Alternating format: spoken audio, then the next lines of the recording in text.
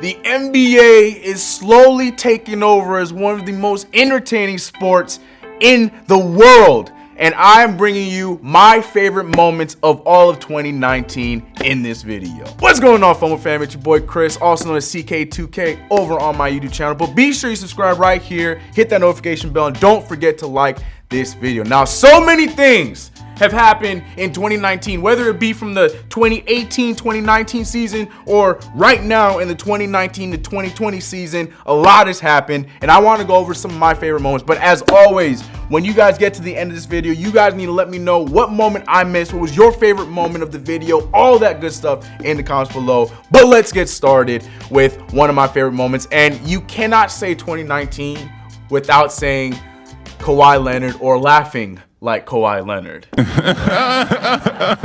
Last year, Kawhi Leonard was traded to Toronto Raptors in what the Spurs thought would be a banishment after he missed out on the entire season before with the Spurs. But Kawhi Leonard decided to turn that negative into a positive as the Raptors finished with a 58-24 record, leading the Toronto Raptors to second place in the Eastern Conference last season. In a beautiful drive to the NBA Finals, along the way, there was the epic Game 7 that happened in the second round against the Philadelphia 76ers. Now, if you guys don't remember that moment, let me shed some light on it. You guys remember a certain buzzer beater that bounced all over the place in Game 7 against the Philly 76ers?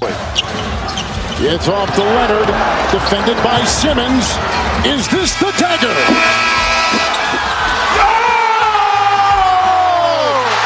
Yes, they proceeded to not only win that game, but win the Eastern Conference Finals to go on and play the Warriors in the NBA Finals. And there is where the Raptors got their first ever NBA championship against the very hobbled Golden State Warriors as they won in 6. The Raptors walked away with the NBA championship, as well as Kawhi Leonard walking away with the Finals MVP. We got a lot of great moments in that parade from the Raptors. We got the what it do, baby. We got Kawhi smoking cigars. We saw Kyle Lowry out there living his best. Not even Kyle Lowry. We got to see Jeremy Lin out there celebrating like he did something in the NBA Finals. Mind you, you did play Jeremy Lin, so I'm not talking a lot of crap on you, but congrats on your championship for not doing too much. Anyways, on to the next moment, the biggest moment that everybody was looking forward to as soon as that final game was played in the NBA Finals, and that was free agency. It is easy to say. Now, there's people before me that have watched basketball, of course, but free agency each and every year continues to get better and better with more money coming into the league, more money going to the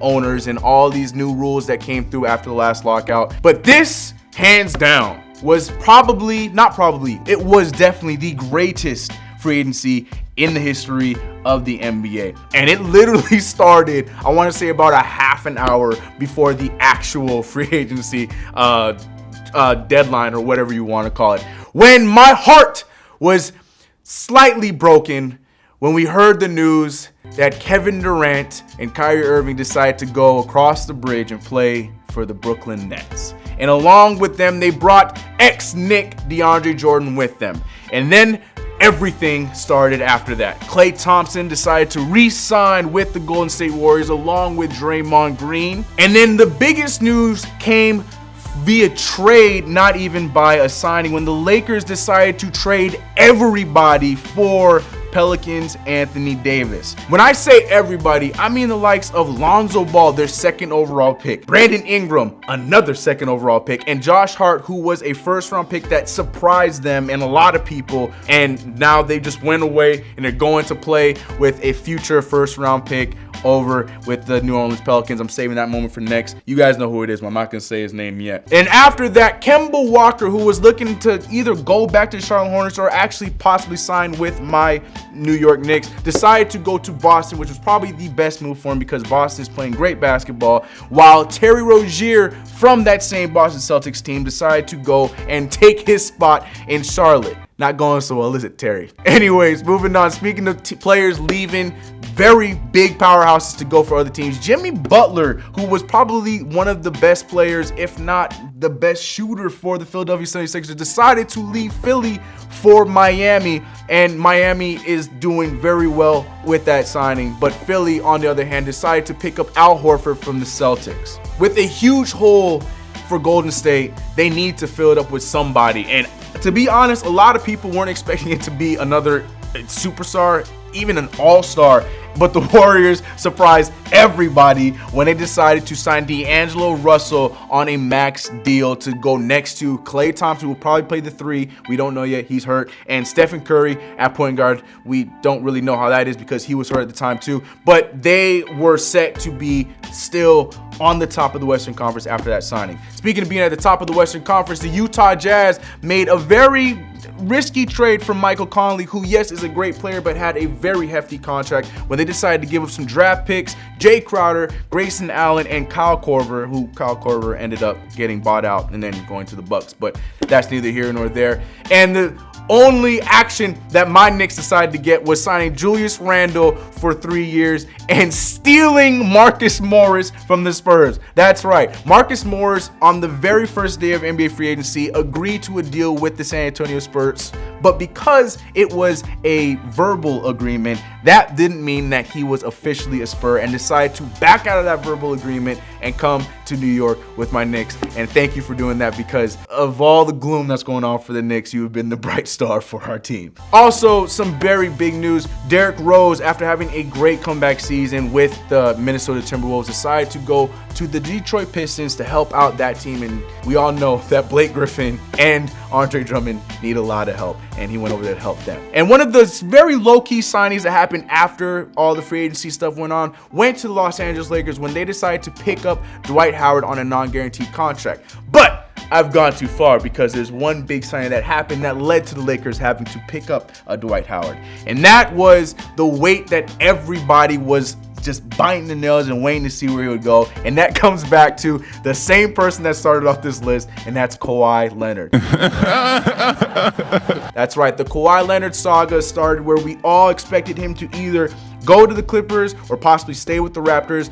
But what ended up happening was so much bigger than that. The list was between the Lakers, the Clippers, and the Raptors. And there was some fools out there that tried to fool people like me to believe that the Knicks had a chance. Let's take that one out immediately. Like, that was not going to happen. Thanks for making me believe nothing, Kawhi Leonard. But at the very last second, we saw Kawhi Leonard decide to go to the Los Angeles Clippers after the Clippers made a huge trade, trading away a lot of key pieces in Shai Gilgeous-Alexander and Danilo Gallinari, along with other pieces, for Paul George to come back home and be partnered up with Kawhi Leonard with the Clippers.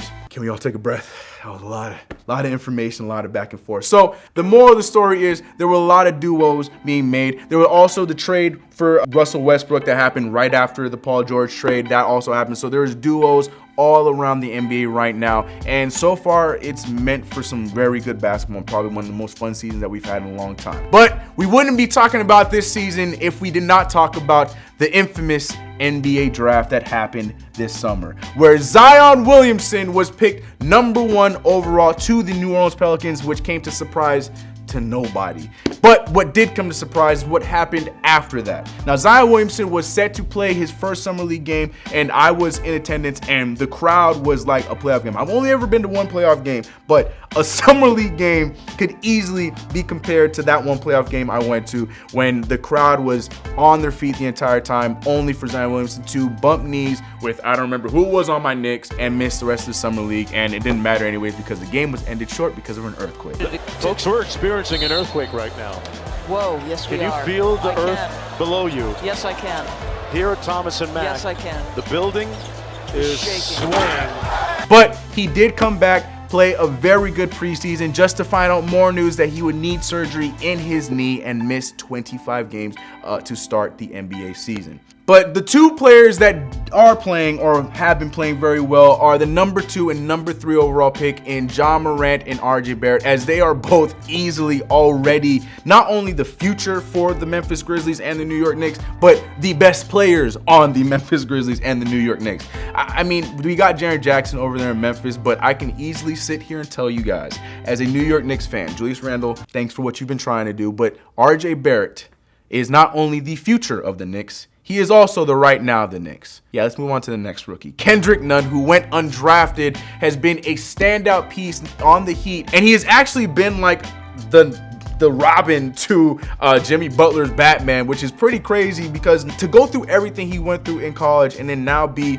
a very, very key player on that Miami Heat team. Good for him. And speaking of key players, DeAndre Hunter, who went 4th overall to the Atlanta Hawks, as well as Cam Reddish, who was also drafted in the 1st round, are both starting for the Atlanta Hawks. Rui Hachimura and Kobe White are quietly taking over their cities in Chicago and Washington, as we both know that they are trying to get out of the dark cloud they're in. But it has been a big name for rookies. There's a lot of names that I'm missing out, like the PJ Washingtons and so many other rookies that are playing really well. And this draft class is proving to hopefully be at someday a draft class full of all-stars, but we'll see. It's been a fun draft class. Now, I wanted to leave it at 3 because there was a lot of stuff with those 3, but I had to put this one in there because it was a big deal the night it happened back in November. And that was when the Portland Trail Blazers decided to bite the bullet and sign my guy, Carmelo Anthony. Now, Carmelo Anthony had been lightly banished from the league after the Houston Rockets decided to cut ties with him or trade him away to then be bought out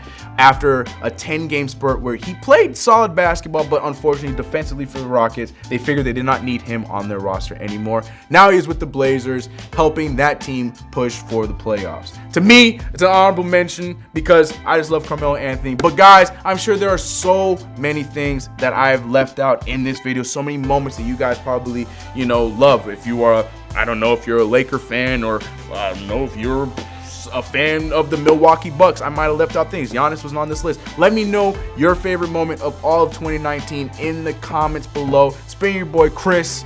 I'm gonna catch you guys next year. I'm out. Catch you then. Bye.